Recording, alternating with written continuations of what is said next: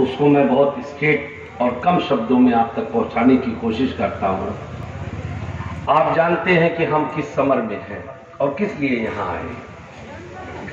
23 जून को parliament election के लिए, बाई इलेक्शन के लिए आपको मतदान करना है और इसमें मैं बहुजन समाज पार्टी के प्रत्याशी के रूप में इस इलेक्शन में मैं भी एक कैंडिडेट हूं। जैसा हमारे दूसरे साथियों ने कहा, डॉक्टर साहब ने कहा, डॉक्टर बलराम साहब ने, डॉक्टर विजय प्रताप जी ने, मैं भी उसी बात में अपने को जोड़ना चाहता हूं कि जो हमारे दो और साथी हैं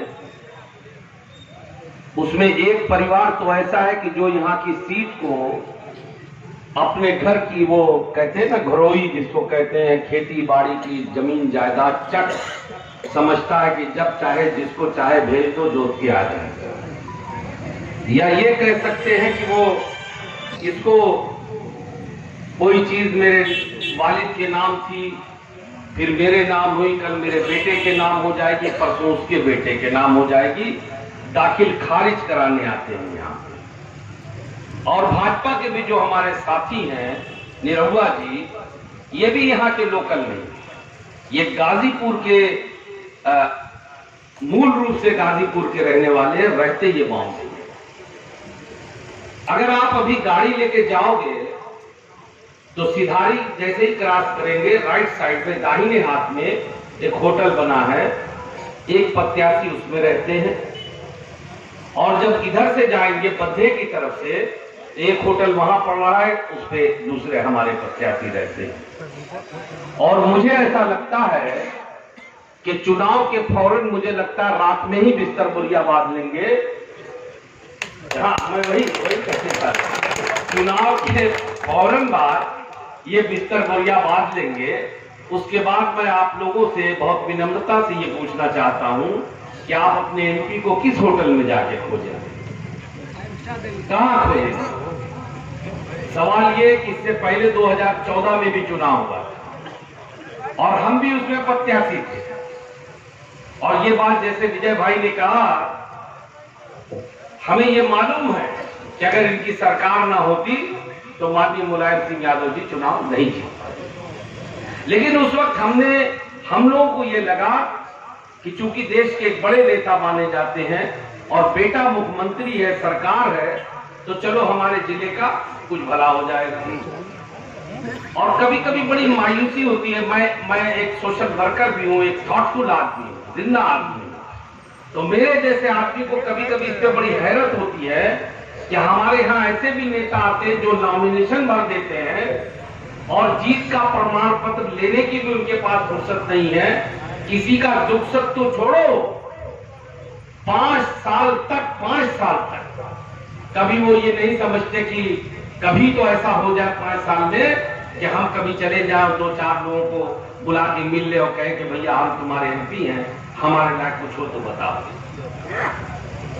मैं इस बात को दूसरे तरीके से भी कहता हूं कि अगर हम में से कोई ऐसा हो कि अल्लाह ना करे उसको कोई बीमारी हो जाए, तो वो डॉक्टर के पास जाता है, अपना इलाज कराता है, वो ठीक हो जाता है। कभी कभी ऐसा भी होता है कि तमाम इलाज के बावजूद ठीक नहीं हो पाता, लेकिन उसे ये तसल्ली रहती है कि मैं डॉक्टर के पास गया, मैंने इलाज कराया, नहीं ठीक हुआ, कोई बात नहीं। उसी तरीके से हम जनप्रतिनिधि का भी रोल समाज में है। जनप्रतिनिधि जनता के लिए एक दूसरे रूप का डॉक्टर ही है। रोजमर्रा की जिंदगी में रोज आपको अपने एमपी मिलने से बहुत सारी चीजों का, कभी एक छोटी सी चिट्ठी लिखवाना है, कभी कहीं फोन कराना है, कभी किसी हॉस्पिटल, तरह तरह के काम आते हैं। हम तो 10 साल मिलने रहे हैं ना, हमें मालूम है। तो हम ये कहते हैं कि ये कौन से जनप्रतिनिधि हैं जो वोट लेने के बाद पर्चा भर दिया, दुख सुख किसी का सुनना मिलना तो दूर की बात है, उनको अपने जीत का प्रमाण पत्र भी लेने की फुर्सत नहीं है और 5 साल मिलना तो बहुत दूर की बात है। हम भी तरस गए और उनके पुत्र भी आए, गठबंधन था, हम लोगों की जिम्मेदारी थी, हम लोगों ने भी वोट मांगा। हम लोगों को लगता था कि ये नए हैं, एनर्जेटिक हैं, नौजवान हैं, ये कुछ करेंगे, उनका भी वही हाल। मैं नहीं समझता कि यहाँ जितने आज लोग घूम रहे हैं, अभी चुन्नू भाई कह रहे थे, मैं तो वो सब बातों पे बहुत वो नहीं करता, इसलिए कि कोई आदमी अगर अपने स्तर को गिरा दे समाज में। देखिए एक बात बताऊं कि राजनीति में भी एक सीमा होती है, एक लाइन होती है। मैं एक जिम्मेदार व्यक्ति हूं, किसी के कहने से न मैं छोटा होता हूं न बड़ा होता हूं। हमारे यहाँ कहा जाता है वतइज़्ज़ु मन तशा वतज़िल्लु मन तशा। मैं किसी के कहने से ना कुत्ता हो जाऊंगा ना बिल्ली हो जाऊंगा। अलबत्ता जो लोग अपने को बहुत उठाते हैं, उनकी हैसियत इस दल में क्या है ये पूरा जिला जानता है। भगा दिए गए यहां से, भगा दिए, तो यही है। तो अब ऐसे लोगों की हम कैसे बराबरी कर सकते हैं भैया, जिसका कोई स्तर ही ना। स्तरहीन लोगों की क्या बात करना।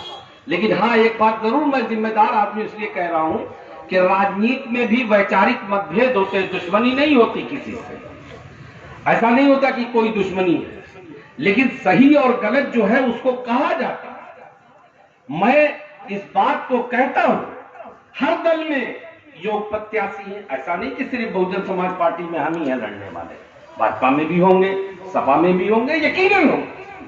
आप लोगों को दीजिए।